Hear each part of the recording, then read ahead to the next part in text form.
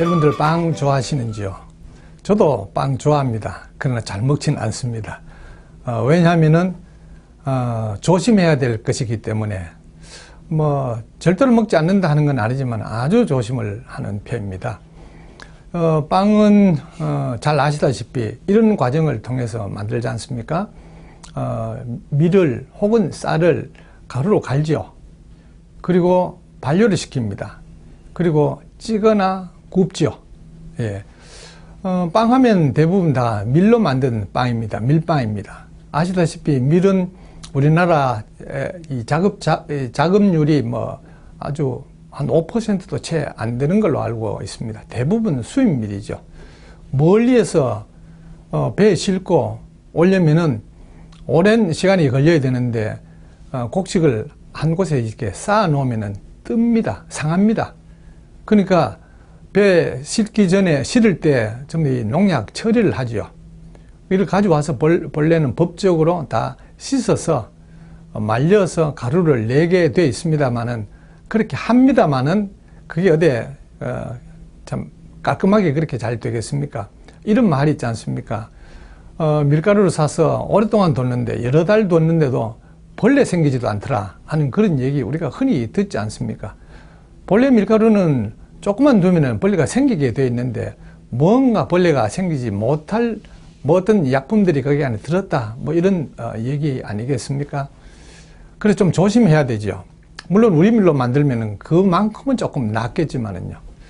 그래서 하여튼 수입 밀이니까 좀 조심을 해야 된다, 좋지 않다 하는 그런 얘기와, 그 다음에 이 빵을 만들려고 하면은 이 곡식의 이 껍질을 벗겨야 됩니다. 껍질이 들어있으면 굉장히 색깔도 조금 검어지고 또 이 식감도 좋지 않습니까? 굉장히 거칠고 발효도 좀 잘 안 됩니다. 사람들이 좀 싫어하죠. 그래서 이제 껍질을 벗기고 쌀로 치면은 백미로 만들어서 밀을 하얀 밀로 만들어서 그 다음에 가루로 냅니다. 이 껍질을 벗기는데 거의 벗겨져 나간 껍질과 그 신운에는 영양분이 굉장히 많죠. 굉장히 손해가 많죠.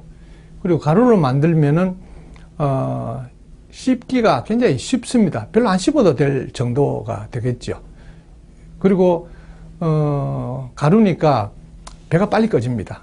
그러니까 먹고 돌았으면 또 배가 고프다 하는 그런 정도로 소화가 굉장히 빨리 되는 것이죠. 이 가루로 만들면은 우리 몸에 들어가서 분해가 되면서 혈당이 굉장히 빨리 올라갑니다. 그래서 가루 음식을 먹으면 식후에 굉장히 혈당이 빨리 올라가서 당뇨병 환자는 아주 조심하라 그렇게 되어 있습니다. 그리고 발효를 시킵니다. 발효를 하는 것은 분해를 의미합니다. 분해를 하는 것은 바로 소화고요. 그러니까 우리가 곡식을 먹고 우리 몸이 분해를 시켜야 되는데 이미 분해가 된 상태로 먹으니까 몸이 할 일이 없지요. 할 일이 없으면 편한 것이 아니라 먹게 되면 바로 흡수가 시작이 됩니다. 그러니까 먹고 바로 흡수가 되고 그게 이 먹은 음식 전체가 다 발효된 것이니까 흡수가 동시에 이루어지죠. 그러면 혈당이 굉장히 빨리 올라가고요. 빨리 올라가면은 당뇨 환자들은 그 혈당 관리가 굉장히 힘들어지겠죠. 이런 것들이 반복이 되면은 인슐린 분비 기능에 굉장히 무리가 많이 되고 그러면 이제 당뇨병이 굉장히 악화되고 그렇죠. 빵을 만들 때 그냥 밀가루 물만으로 만들지는 않습니다. 다 뭘 넣습니다. 뭘 넣을까요? 계란, 우유, 버터 이런 것들을 넣고 설탕은 꼭 들어가죠. 소금요.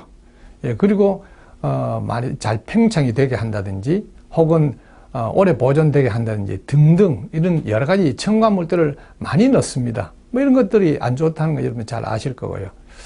그럼에도 불구하고 사람들은 빵을 좋아합니다. 왜냐하면 이게 대세입니다. 특히 젊은 사람들이 굉장히 좋아하고요.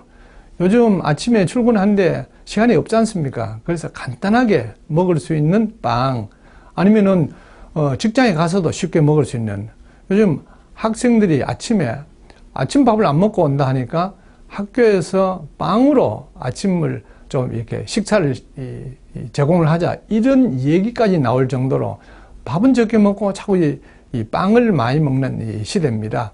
빵은 위에서 살펴본 것처럼 이런 여러 가지 좀 해로운 점들이 있습니다. 제가 해로우니까 먹지 맙시다 한다고 사람들이 귀를 기울여서 그렇게 안 하지는 않을 것 같습니다. 앞으로는 빵이 이 중요한 먹거리, 지금 쌀을 능가하는 그런 이제 시대가 곧 올 거라 하는 생각이 듭니다. 그렇다면은 먹더라도 좀 덜 해로운 빵을 먹는 수밖에 없겠죠.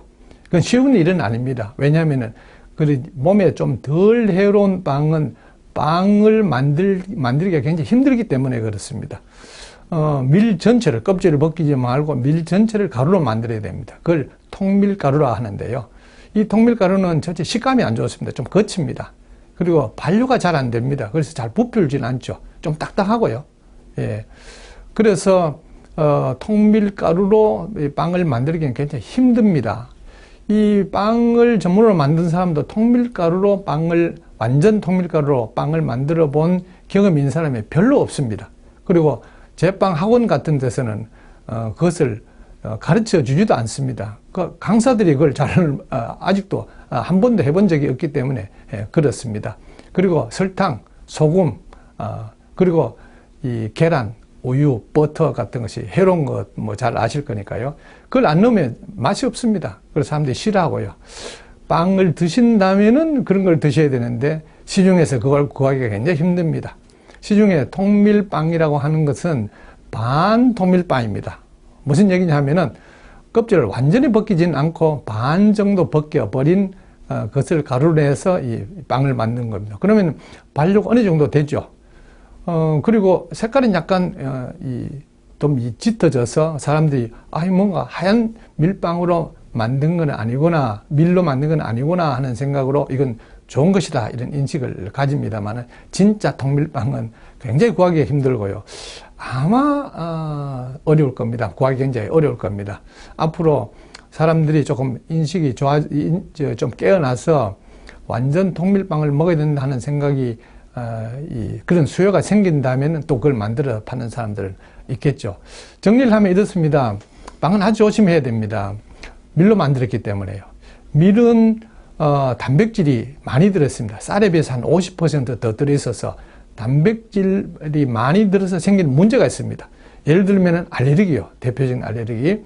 밀은 알레르기 유발식품입니다. 그리고 자가 면역 질환, 그리고 통증, 이런 병이 있을 때는 밀로 만든 것을 드시면 굉장히 불리합니다. 예.